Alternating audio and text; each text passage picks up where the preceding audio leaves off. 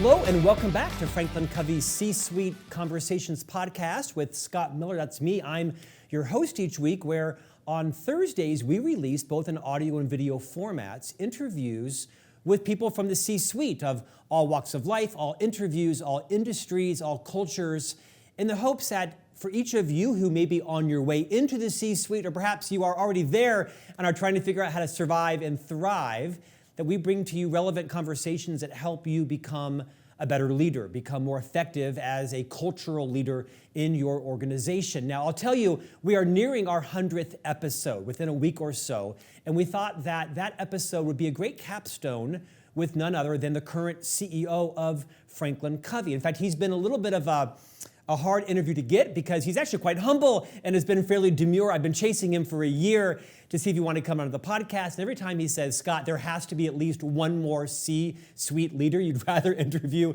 than me. And in fact, there were. But I thought, what a fitting tribute for our 100th episode to capstone this series with Paul Walker, who is a nearly 25-plus year associate of the Franklin Covey Company. He serves as a member of the Franklin Covey Board of Directors and as our CEO, has been a multi-decade leader, colleague, and boss of mine now as I continue to host this podcast. Paul Walker, welcome to C-Suite Conversations.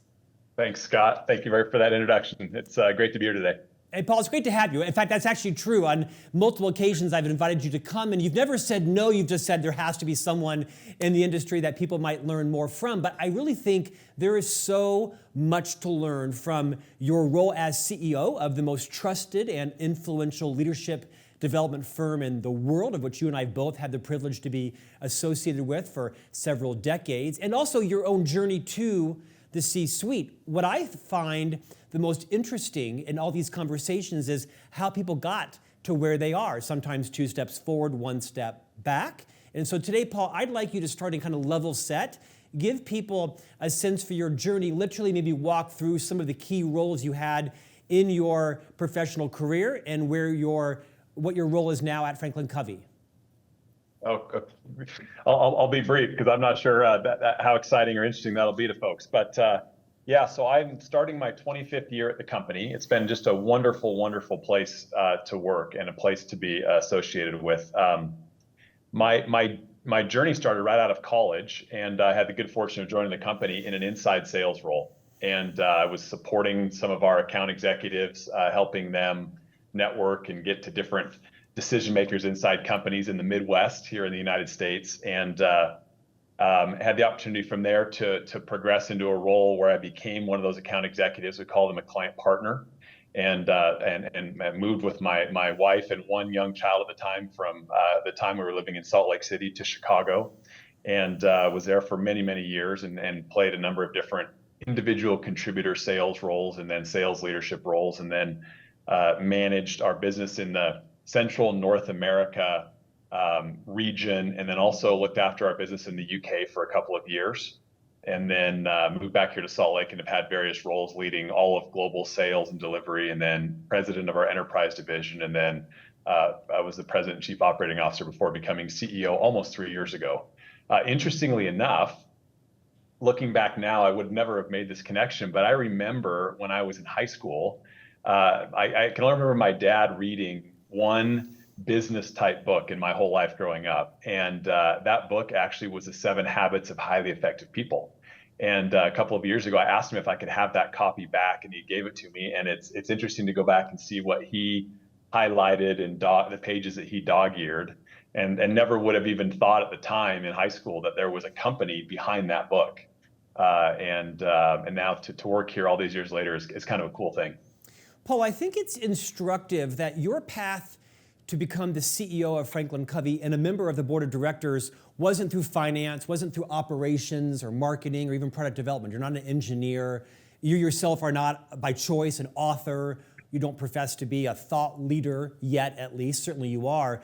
But your path to the CEO really became through sales, right? Sales and sales leadership. Like most organizations, Franklin Covey is certainly in business to help their clients create solutions that build better cultures and organizations and disciplined execution.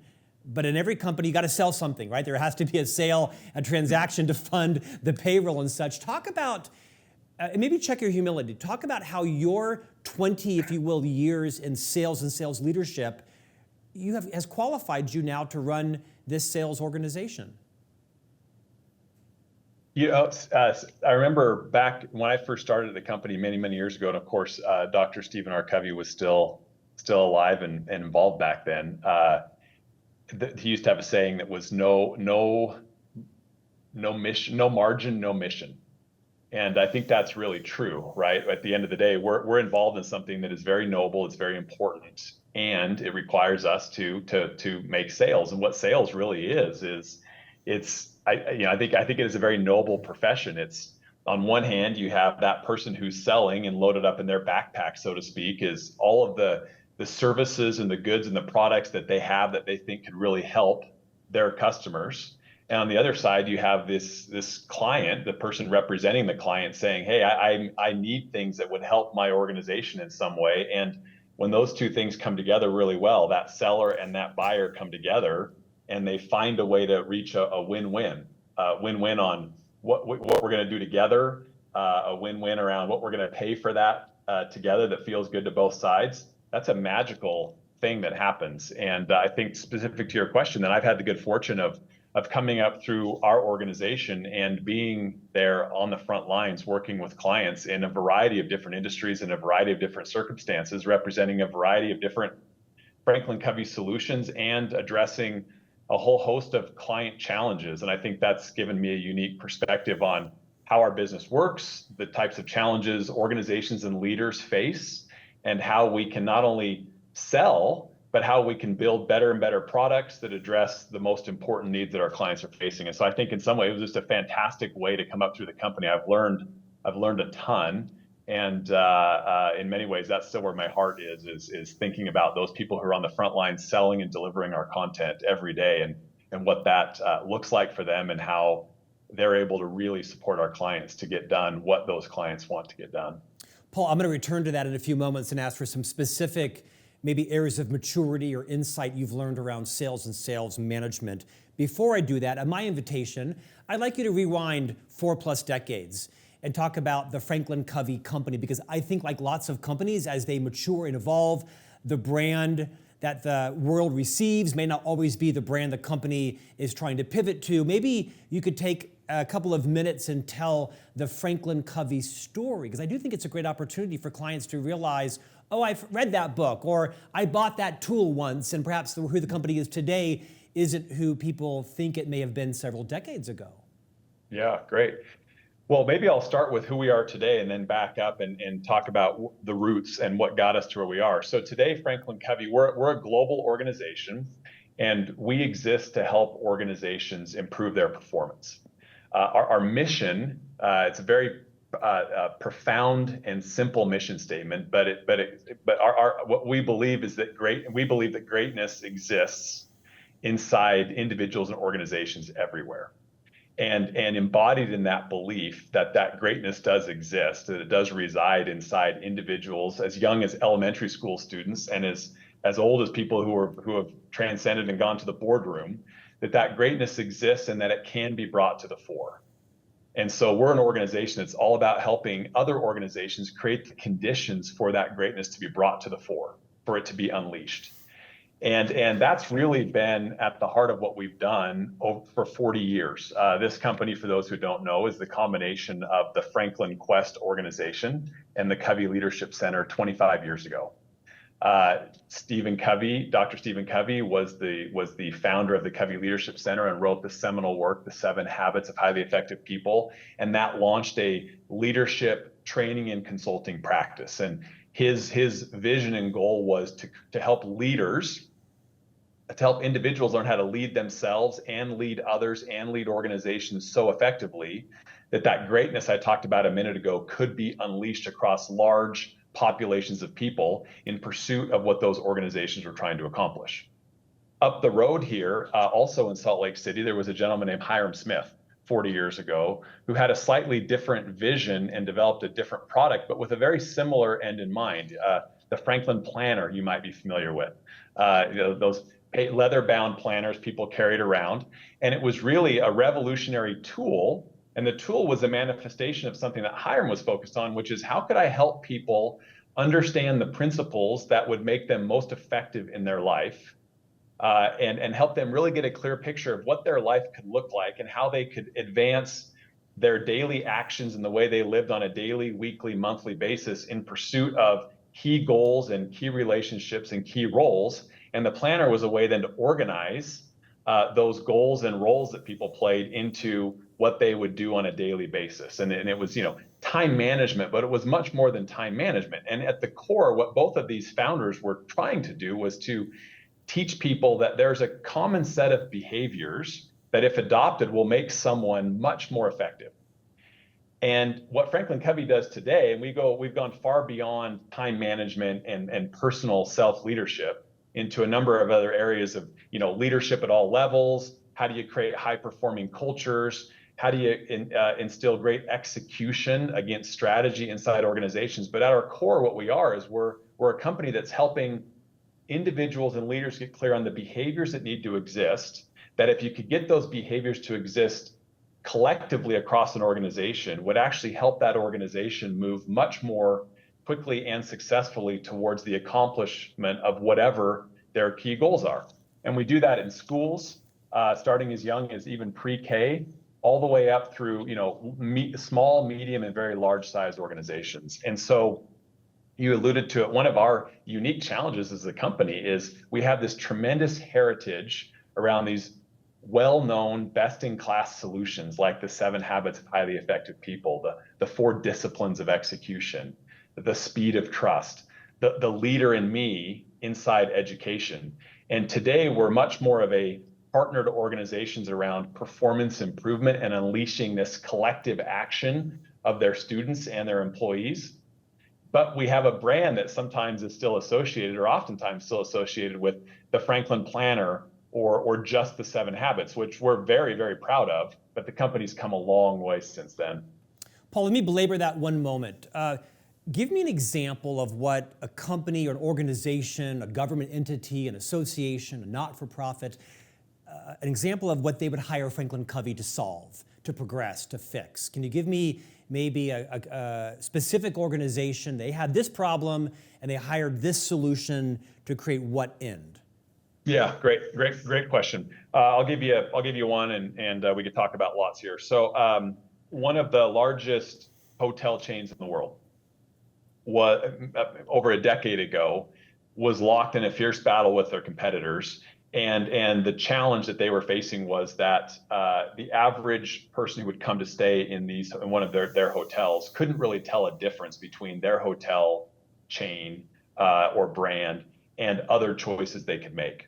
And that was quite frustrating to the management team of this very, very large hotel chain. And they said, we are going to fix this challenge. We are going to have a breakthrough, and our brand will stand above all others. And they engaged us in an exercise to discuss, so where should they point their organization and all the people in their organization if they were going to have a breakthrough there? And they decided with some help from us that the area they were going to orient the entire organization was around guest satisfaction. They felt like if they could achieve higher levels of guest satisfaction than their peer hotels chains at the time, that would lead to a breakthrough in a number of important areas. And so they hired us, and of course, what an improvement in guest satisfaction actually flows from. Yes, it's important that the lobbies look good and that you replace your towels and your linens inside a hotel, but it actually turns out that guest satisfaction is even more a function of how individuals treat new guests when they pull up to the front of the hotel or during the check-in process. Does your key work every time? Does your food get delivered on time, and is it still warm when it gets to your room? Is your room made up perfectly every morning when you leave, so when you come back at the end of the day, it's in really good condition? Like, all these little interactions and touch points with hotel staff are really what add up to a superior guest experience. And of course, this hotel, like every hotel, knew that.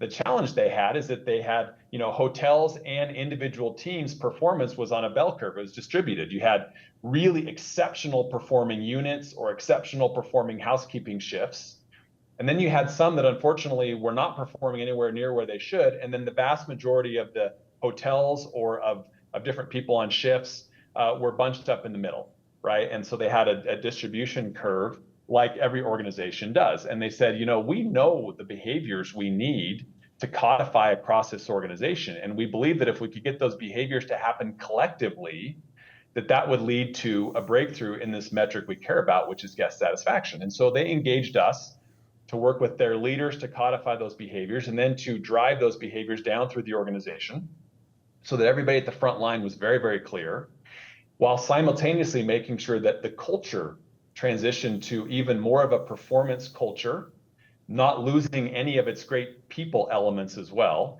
And we've been their partner now for more than a decade, and they have, in fact, broken through quite a while ago, and as a result, purchased one of their main competitors, and they do stand apart as a result. And so, what we're doing with all of our clients, or what we're attempting to do in partnering with them, is to solve the biggest challenge that leaders have. Right, as leaders, we come in every day, and what stands between where we are today and the results we're trying to achieve with our customers and with our employees and with our shareholders is the collective action of the people in the company. Right? Can we get everybody clear on where we're going and why?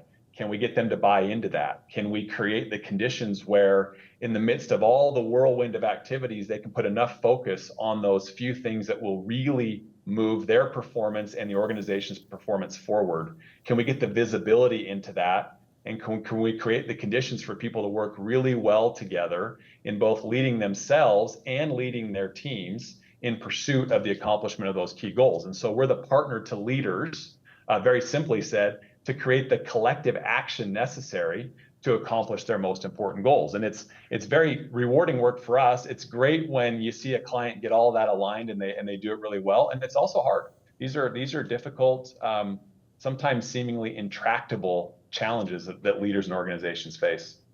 Paul, let's return back on that note to your own sales career, because you spent probably half of your career at Franklin Covey actually face-to-face with clients, right? Responsible for a monthly number as a commissioned sales producer, individual contributor, and then you, of course, bounced up to sales leadership and now the CEO of the company. What are some of the lessons you learned, maybe the hard way, maybe the easy way, as a face-to-face salesperson, that anybody that's listening or watching to this podcast can think, gosh, my people have the same challenge, or I'm experiencing the same thing?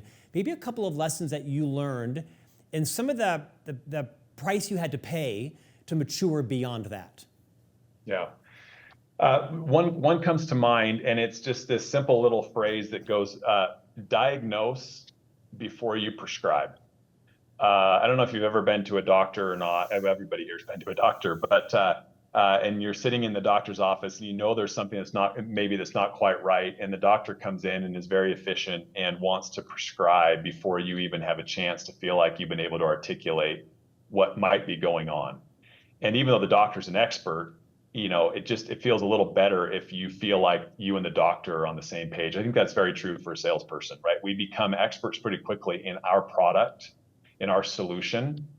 But remembering that there's a person on the other side who's an expert in their reality, the challenge they're facing, the problem they're trying to solve. And I think the best sellers, and certainly it took me a little bit of time to learn this, but the best sellers, I think, are able to deduce as quickly as they can, but in a way that really builds trust and confidence with the person they're selling to, that, hey, let's get to a common understanding of what the diagnosis is here. That'll help me prescribe a lot better. And it'll also help bring a lot of confidence to that prescription, because we're going to need to go together to build buy-in, to build consensus with other people. It's very rare today that one person makes a buying decision. Usually there are teams of people who come together on the client side to make a buying decision. And the better that I can do as a seller to really mutually build the diagnosis so that we can mutually build the prescription. I think that's a very key principle. It certainly, as I learned it really did help me and improve. And I think it strengthened the relationships. Our adage at Franklin Covey is we want clients for life, right? We want partnerships for life, and the nature of the problems we're solving, building leadership at all levels in a company, establishing these high-performing cultures and creating the ability to execute key goals over and over again. Those are perennial challenges and issues that organizations will face, and we want to be there over the long run in partnering with our clients. And I think it does begin with that frontline seller and that frontline buyer and the level of mutual trust they can build in each other.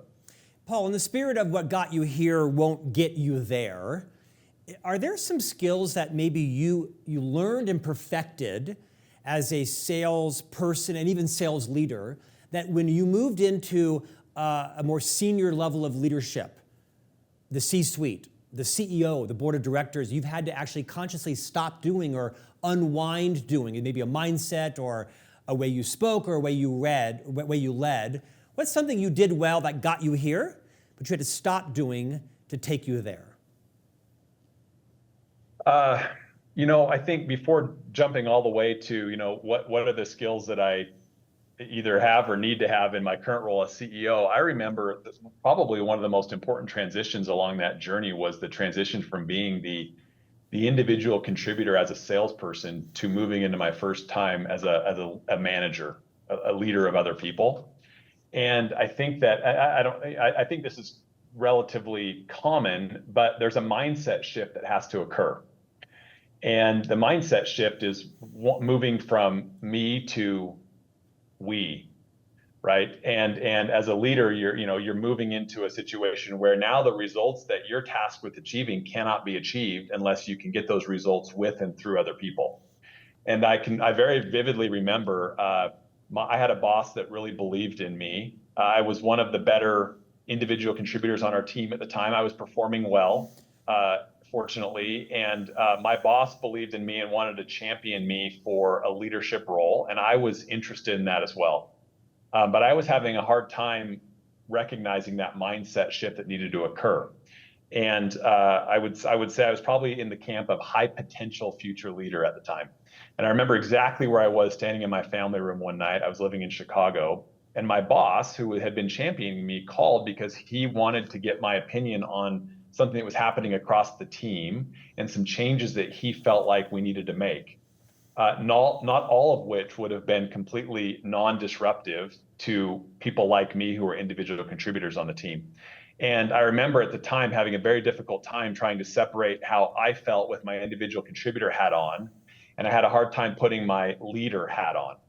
And my boss called me on it, and he said, "Paul, you're not helping me in this situation. I need you to take off your individual contributor hat, and I need you to put on your leader hat and join me in this conversation and help me think through how I could introduce this change in a way that would be good for everyone and help move us forward." And I'll never forget him calling me on that in that moment, because it really was the catalyst that kind of got me to experience a paradigm shift that as a leader, you do wear multiple hats. You do need to be able to put on the hat that says, okay, how do the people that I'm leading, how will they think or feel about a situation? Because I do care deeply about that. But I've also got to put on I'm the leader or the manager hat. And then I might need to also put on a hat of the team that I'm on, where I'm thinking about how I'm connected to my peers now who are leading different functions in the company. And balancing all three of those dimensions, that's not an easy thing to do, but it's absolutely crucial as people move from up the leadership ranks. And we have a very simple leadership framework at Franklin Covey that where we say the best leaders, they do four things really well. It starts with who they are, their character as a leader. It then moves to how do you think as a leader? So the best leaders have high character. They think differently than the average leader, and therefore they take different actions. They behave differently, and that produces differential results. So who you are, how you think, the actions you take, and the results you achieve. And for me in that situation, standing in my family room in Chicago, it was very much a learning how to think like a leader and not just like an individual contributor. You won't like this next piece, but in many ways, your LinkedIn platform has become a bit of a mouthpiece for Franklin Covey. I happen to follow you on LinkedIn. You write fairly profound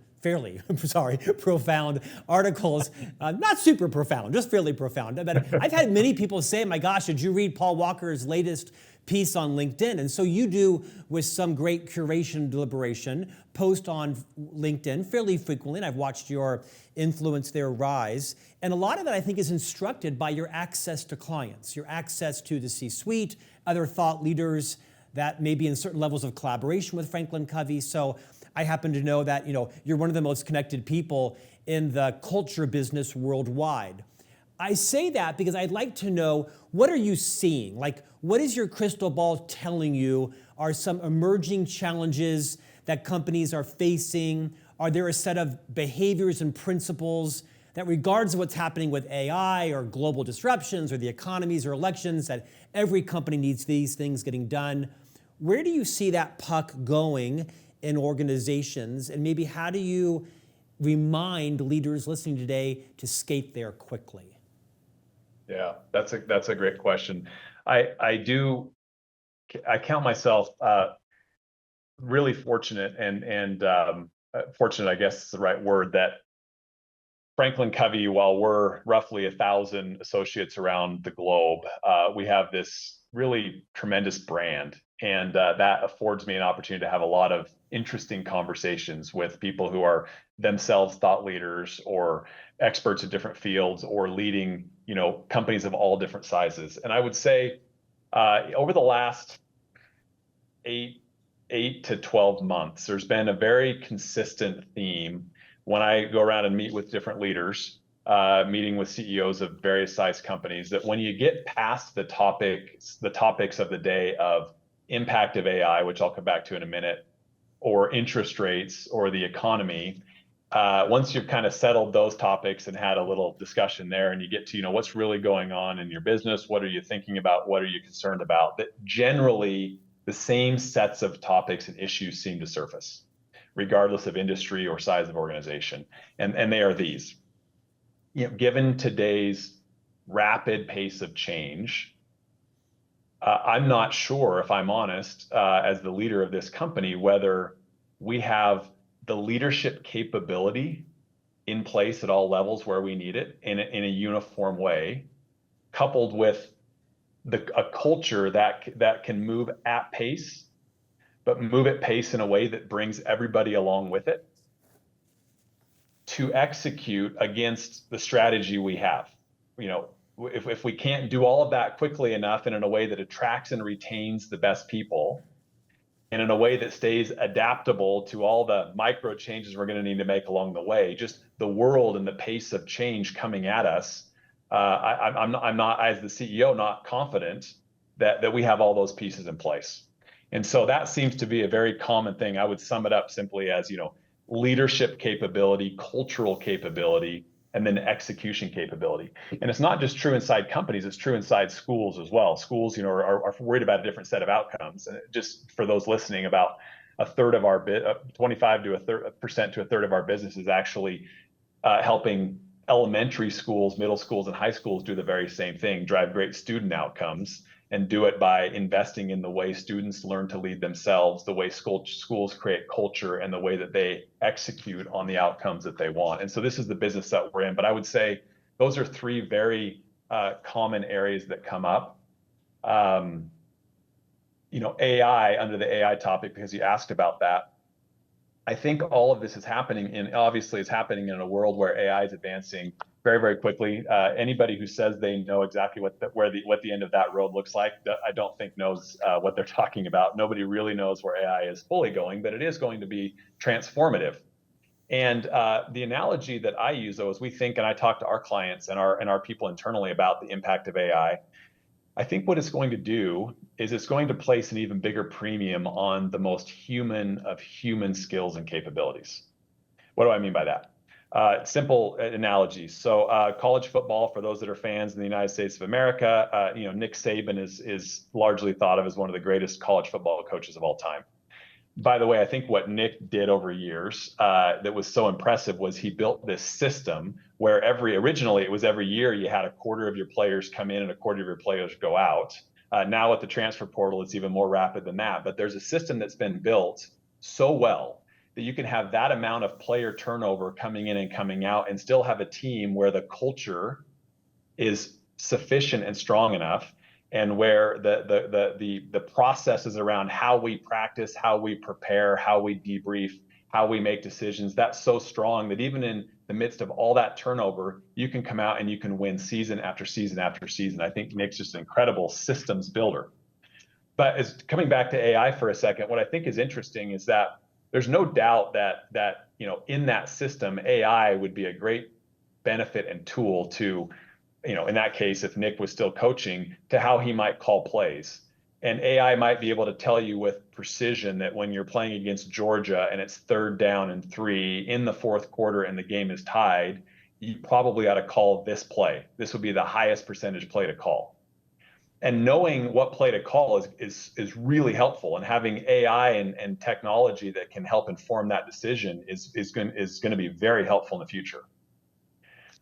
But in order for that play to be successfully run, those players still, all 11 people, if you're on the offensive side of the ball, need to understand their assignments clearly, have practiced those assignments, make their blocks, be able to adapt in the moment, have a tremendous amount of high trust that offensive lineman is going to make that block or is going to protect the blind side of that quarterback. There's all these human skills and capabilities that still have to come together, even though AI might have told you the play you need to go call. And I think that if I was a leader today, and I'm thinking about this a lot for our company, how do we make sure that those human skills and capabilities are so deeply instilled and ingrained and are happening collectively across our entire organization, so that then we can use AI for all of its advantages to help us understand what play to call, how do we adapt our strategy, how do we analyze this data even more quickly, how could we serve that customer even better. And the combination of those two things, a really well-defined and well-built culture with really talented humans doing those pieces that only humans can do with technology, that's going to create a great formula for, I think, organizational success going forward. But we will need both. Paul, let's talk a little bit about the transition into the C-suite. Some large portion of this podcast audience are members of the C-suite, and you're talking to your peers in many cases. And a lot of people that are listening are, trying like you to build the skills and the competencies, the reputation to move into the C-suite or whatever is their organization's version of that executive leadership team. When you think about the skills, the mindsets, the technical competencies, the interpersonal skills of what it takes to move into any organization's executive leadership team, can you maybe just give us a little mini masterclass on that? For people maybe pick someone like the general manager of the Southeast region, and she's really interested in becoming the CMO or the COO or the executive vice president of customer service, whatever it is. Maybe get a bit prescriptive. What are some of the skills that you've had to develop and learn, or that maybe you see yourself coaching other wannabe executive leaders in?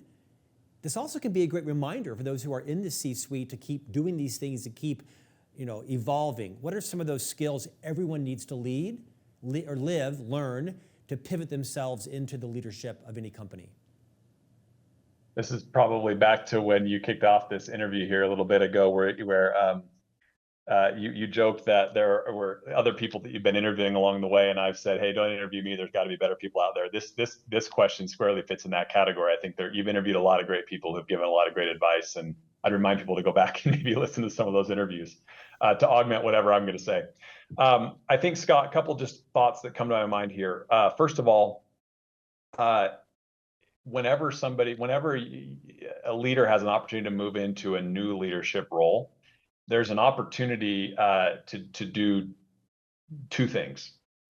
Well, lots of things, but at least two things very, very prominently. First of all, a leader who assumes a new leadership role has a brief period of time where they have the space to establish what they want their key relationships and their culture to look like, right? Whether you're replacing a fantastic leader or you're coming into a situation where there needed to be a leadership change, there's a moment in time where the organization is looking to that new leader, whether it's the GM in the Southeast region or it's the CEO of a company. And as a new leader, you have a chance to recast or recommunicate what you want the culture to look like, and what you want and how you want to form those important key relationships internally, externally, with your peers, etc. The second, I think there's a moment in time there where the organization is looking for, or the team is looking for, where are we going? Are we going to a different place than we were going before? How exciting is that going to be? What will success look like? And so I think coming in early into a new leadership role, really being clear about those two things. What's going to be the basis for our key relationships, and how we treat each other, and what will our culture be like? And where are we going? How clear can we make that, and how real and exciting can we make that for the people who are going to be involved in the journey? So that's one thought I would share. Second thought, I think as you move up the ranks and assume more and more senior leadership roles, who you are as a leader makes a big difference, right? And really thinking about how do I want to lead? How do I want to show up? What kind of executive presence do I want to display? How vulnerable do I want to be? And how do I want that to translate down through the organization? I think that's something that it would be a good thing to think about and examine. Those are a couple thoughts, Scott, that come to mind. Let's finish this conversation with something I think that's most relevant. And that's our legacies, our families, our children, our siblings, our relationships. As you know, and I ask this question to most of our guests, my wife and I, Stephanie, are haphazardly shepherding 3 young boys that are ages 10, 12, and 14. I can't believe I'm uttering that phrase. And I'm interested to ask you this question as the CEO of the world's most trusted leadership firm. I mean, Franklin Covey is all about developing relationships, companies' brands, their pricing, their products. It really isn't their competitive advantage anymore. If it is, it evaporates. The relationships amongst their people, of course, are what's so important in any organization. Think about my 3 sons, your children, anybody's children. What are the skills and the talents you need, for example, my sons to get a job at Franklin Covey 10 years from now? And I don't think it's coding. I don't think it's necessarily all AI, although I won't dismiss that at all. Just kind of land this conversation with what are the principles that are going to govern everybody's behavior, regardless of what world we're in, through the lens of how my sons get a job at Franklin Covey? What do they have to exhibit, know, master, learn, work on? Yeah, it's a great question. I have 4 children, early 20s down to mid-teens. And so I've thought about this a lot. In fact, I was on a cross-country road trip a month or so ago, driving my oldest son to a summer internship.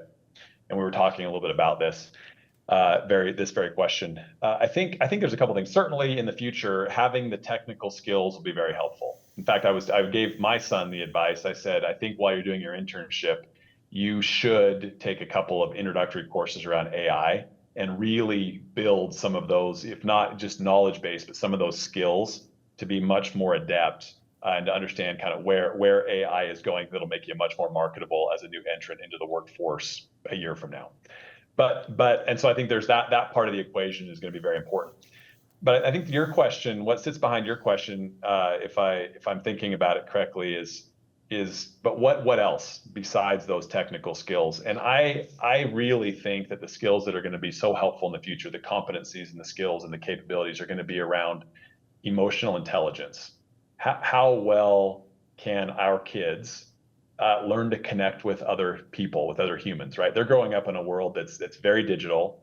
There's a lot of social media. There's a lot of messaging. Sometimes I'll tell my kids, why don't you just pick up the phone and call that person? That would be so much faster. But that's not an innate behavior to them like it might have been to us. And so I think the ability to connect, the ability to have empathy, the ability to reason with other people, to find synergy and to collaborate well, that's a difficult thing in today's world. And yet organizations depend on that. What makes organizations thrive is when person A and person B might not see an issue exactly the same way around a part of the business, but they stay together and they work through that long enough that what emerges is not person A's idea or person B's, but this third alternative idea that was better than A or B had.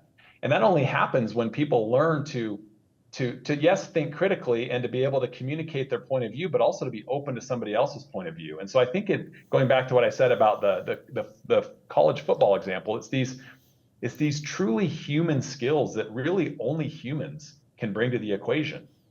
Resilience, adaptability, to be able to thrive in periods of high change, to communicate well, both being able to communicate your point of view, but also to be able to listen to somebody else's point of view, to hold two ideas in your hand at the same time so that you can really think about what do I think about this situation and make the best decision possible. Like these things that we've historically kind of associated with softer skills, I think are going to be increasingly important, that we teach our kids those, and that they then develop those skills alongside of these great digital skills and capabilities. And that if those two things exist together, boy, watch out. What organizations are going to be able to accomplish in the future will be incredible. And we're already seeing that today. Okay, this podcast interview is only one day too late because I needed that information yesterday. As my mother, my 82-year-old mother and I went at it at dinner last night talking about the US presidential campaign coming up. I needed to employ every single one of those skills at that table with my mom. That's for sure. Okay, truly last question and then we'll end. What's the future look like for Franklin Covey? Is there something on the horizon that you'd love for current clients, prospective clients, associates around the world that are likely all listening to this podcast? Where is Franklin Covey headed? Yeah, I'm so incredibly excited about where Franklin Covey's headed. We went through a major transformation about 8 years ago in the way that we brought our solutions to our clients, because we recognized that organizations and leaders are simultaneously needing to build even better leader capability. At the same time, they're trying to make big progress around culture and still executing and delivering on the results that they need to achieve for all of their stakeholders. And so we moved our business to a subscription model so that our clients could have access to all of the tools and capabilities we had to offer to simultaneously address a number of important things. And in the future at Franklin Covey, we're just getting better and better at doing that. We're bringing, in the future, we've got a very ambitious 10-year product roadmap. We're continually asking our clients, what are the challenges you're facing today? What challenges will you be facing in the future? And how can you, as a subscriber to Franklin Covey solutions and tools, how can we be your development partner in getting you what you need? So lots of capabilities, lots of technical capabilities, continuing hopefully to bring best-in-class content and solutions to our clients, and doing that at even bigger scale inside schools and organizations all over the world. I'm really excited about where we're going, and really excited about you talked about the puck earlier and trying to be where the puck is going to be in the future. I really do think that the puck has and is moving towards these most human of human skills and capabilities, which is where Franklin Covey shines. Paul Walker, very reluctant guest for the C-Suite conversation. Thank you for allowing me to wear you down and to appear as our 100th episode on C-Suite Conversations. We appreciate your time today. Thanks, Scott. And we'll see you back here next week for a new conversation from the C-Suite.